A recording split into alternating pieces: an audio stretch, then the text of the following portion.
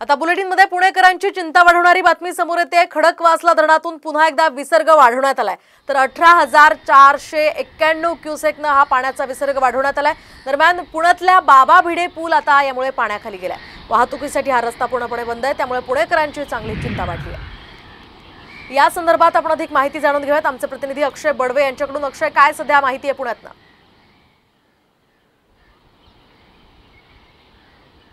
पुण्यातला भिडे पूल जो आहे तो खरंच आता पाण्याखाली गेल्याचं चित्र आपल्याला पाहायला मिळतंय। खडकवासला धरणातून पहाटे 4 वाजता 18,491 क्युसेक्सचा विसर्ग जो आहे तो पाण्याचा सोडला असल्यामुळे भिडे पूल जो आहे तो आता संपूर्ण पाण्याखाली गेल्याचं चित्र आपल्याला पाहायला मिळतंय। वाहतुकीसाठी जे दोन्ही रस्ते आहेत शहराच्या मध्यवर्ती भागात जोडले जाणारे ते देखील या ठिकाणी बंद करण्यात आलेले आहेत।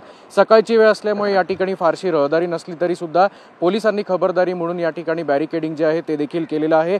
नागरिकांना या नदीच्या पात्रात उतरू नका असं आवाहन देखील प्रशासनाकडून वारंवार करण्यात येत आहे। सध्या आपण जर चित्र पाहिलं तर संपूर्ण बाबा भिडे पूल हा सकाळी 5 वाजल्यापासून पाण्याखाली असल्यामुळे या ठिकाणी कोणीही नागरिकांनी नदीपात्रात उतरू नये असं आवाहन जे आहे ते देखील पाटबंधारे विभागाकडून करण्यात येत असून विसर्ग जो आहे तो कमी जास्त करण्यात येईल अशा सूचना ज्या आहेत त्या देखील पाटबंधारे विभागाकडून देण्यात येत आहेत। या संदर्भातले अपडेट्स अक्षय तुमच्याकडून घेत राहणार आहोत। तुर्तास धन्यवाद दिलेल्या या सविस्तर माहितीसाठी।